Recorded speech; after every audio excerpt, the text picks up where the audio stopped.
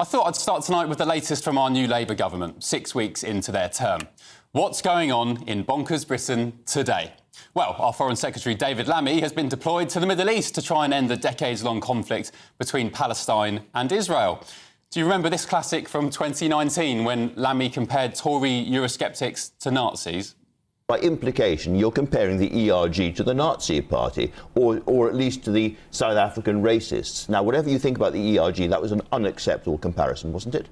Andrew, I would say that that wasn't strong enough. OK, well, let's hope his diplomacy skills have improved somewhat since then. Meanwhile, Labour's track record for the truth keeps being tested.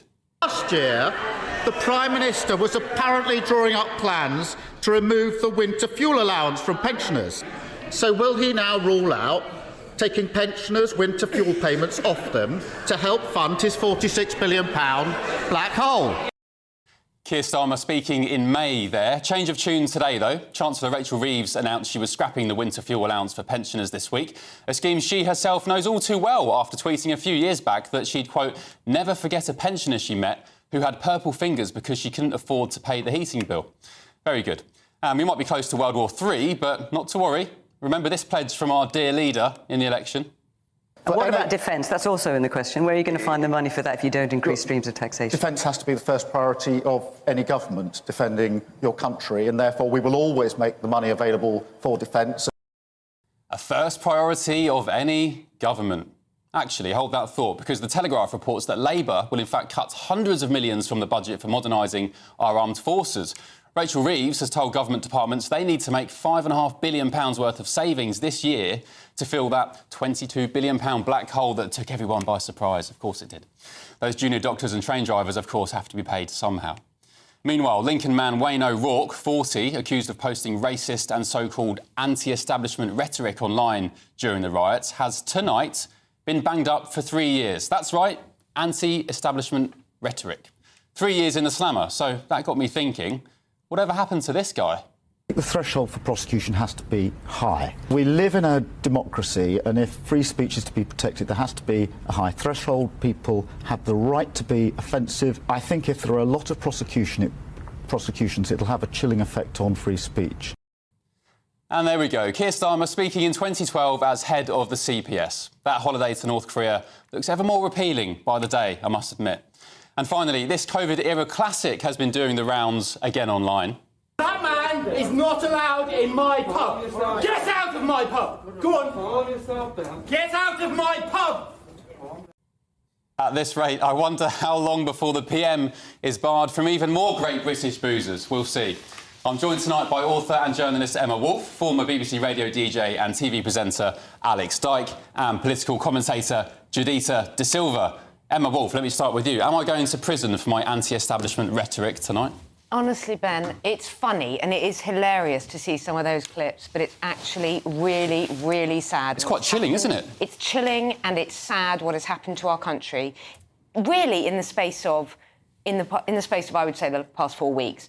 People, children being banged up, a lady in her 50s who is a carer who tweeted the wrong thing, a man who had anti-establishment rhetoric. I know people who are frightened to like things on Twitter or on X. People are genuinely wanting to leave this country, and you know what? I don't know where this is going to end, but I mean, we're in a really bad situation right now. Yeah, that guy, Wayne O'Rourke, tonight bangs up for 3 years. 3 years. He did plead guilty to inciting racial hatred. He did some tweets which were, you know, by anyone's accounts, despicable. But the point is, do we want to live in a society, Alex, where we're banged up for things we say online, stupid things on Twitter or on Facebook? I think there are some things that are particularly nasty and cruel and vicious, and I think that you can't just tar them all with the same brush. I tried to ban a record on my radio show once because I didn't believe in it, and on Twitter... Which was it? It was the Pogues' Christmas song. You tried to ban it? I tried to ban it. Why? Because of the F word? Yeah, because of that, because I didn't want my granddaughter singing it on the back seat of the car after school pickup, you know, and obviously they're singing about the woman being a slut and a whore and all that, and I didn't think that was very nice, so I thought I would ban it from my show. Well, I'm not sure we're allowed to say those words tonight. Maybe we are. I don't think we are, to be honest. Apologies if you're offended by that. Well, yes, I'm sorry. I didn't mean to offend anyone, but they are in that song that's played on the radio every Christmas. Context is key, yeah. So, but my point is that people on Twitter, some people wanted me beheaded by ISIS for saying that. Now, I didn't throw my toys out of the pram. I knew they weren't serious. But what's happening now is very scary, because it doesn't matter who's in power. You either support them or you don't, and politics and media mixed up can make things sound a bit crazy sometimes. But I think these are very scary times we're living through. Keir Starmer's been in power for 43 days, and look what's happening. Yeah, Juditha, what's your take on Labour's first 6 weeks? I commend them for basically doing things that everyone has pontificated about what would be the solution to. Social media is a toxic place. Young people are exposed to toxic things, mental health issues. Somebody finally has to draw a hard line, and unfortunately, they have to be the bad guys in this, and that they're going to take a battering for it, and it's par for the course. But at the same time, when people say that free speech is under attack, I'm always curious about what exactly you use your free speech for, because if your free speech quickly turns into hate speech, that is an exploitation of a liberty. If you go on social media and say racist things, why is that what you want to use free speech for? You can we have differing opinions on lots of things. Express your point of view, but when does your point of view feel the necessity to be insulting or abusive to another person? That is a problem. We already have laws about hate crime, right? We know about racism. You can't just spew racist hatred. Yeah, this is tackling the issue of things like social media, because people operate in echo chambers, in silos, thinking that if I'm behind my keyboard on my phone, I can say the most vile things. Yeah, but hey, it's free speech. I'm not harming anyone. It does cause harm. Sorry, with respect, people still do. I get called the most hateful things. I get, I'm going to push you and your young child off a motorway bridge. I don't report that stuff. No one goes after people who are actually being threatening and actually being abusive. What we're seeing with Starmer right now is like thought crime police, social media. Oh, you like this, you incited this, when you just simply expressed. I don't think anyone's been charged for liking comments. When did we lose the ability in this country to disagree with people, to disagree and to say the manner in which you do so can be productive and be expressive of your position without being abusive to another person? You have chosen not to absorb that kind of abuse, a lot of which I get, which is vile and racist. Don't go after people who are raping people in the streets and people who are actually, really have the crime.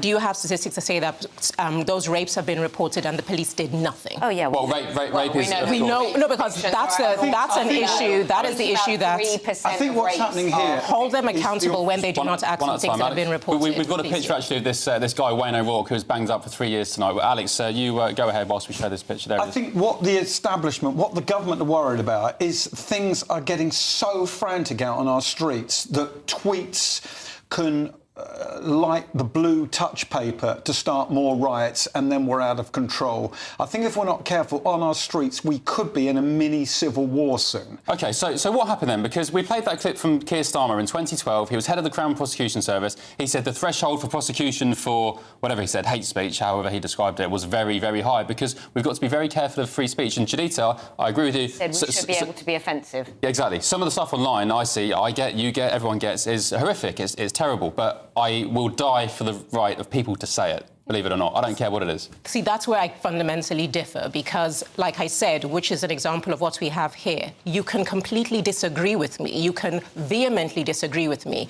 When you've crossed the boundary of now becoming abusive, that is a problem. But who decides what's abusive? I don't know. The victim does. Your convenience stops when the next person's inconvenience begins. That's the nature of a communicative society. I can sit here tonight, Juditha, and say, your interaction with me has left me offended. I'm very upset. I feel very threatened by what you're saying. I'm going to report you to the police. And are you saying that because I feel sad about it, you're going to get banged up as well? But that's how it works. If you genuinely feel that, you could report me, and then once I present my defence, then people can judge it on the merit of both sides of the argument. I agree with a lot of what you say, but the thing is, this is what is happening now in the workplace, where you and I have a little bit of a disagreement, and then I go and take a grievance out on you, and you're suspended. And it's No, but that's what I agree with you, that the degree to which recourse is taken is what has to be regulated. You have a right to what you feel. You have the autonomy of that and to express that you have a grievance with me.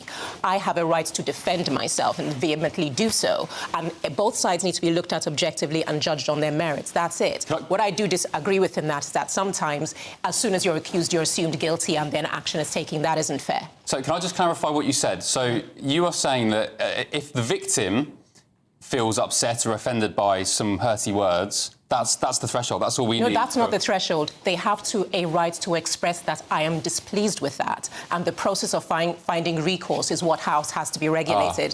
Saying that people cannot feel is a problem. So if somebody says something... People are being put in prison right now. People are being put in prison for 3 years. For what? And what was 3 years for? Absolutely ludicrous. You can be angry that they're... How to agree and disagree, have a massive row, you know, write back and forth to each other, use social media if you want to, stay... But my response to that is that I do not want to have a massive row about someone saying violently racist stuff on social media. I feel action should be taken. With one breath, you cannot say that I condemn racism when somebody takes extreme acts of exercising free speech with the singular purpose of targeting a racial group. That's OK. The one thing I agreed with you on is that there is so much horrible stuff on social media, but that is about child pornography. That is about eating disorders, you know, inciting people to racism is OK. mental health and encouraging people to commit suicide. There's horrible stuff on social media. None of this is about that. This is about policing people's thoughts and their opinions. The case that we're discussing is about a man that typed vile racist things on social media plus anti-establishment. Let me read you what he typed, and let me viewers at home make your own conclusions as well. He said, "People of Southport, wear the FOU, get out on the street." That post had 1.7 million views, the court was told. Other posts showed a picture of the County Road Mosque in Liverpool and a picture of a burning car in Sunderland, accompanied by a post which read, "Sunderland, go on, lads." Another post read, "Starmer has basically said it's us against them, hold the line." Other posts read, "Numbers are important," and, quote, "give them hell, lads."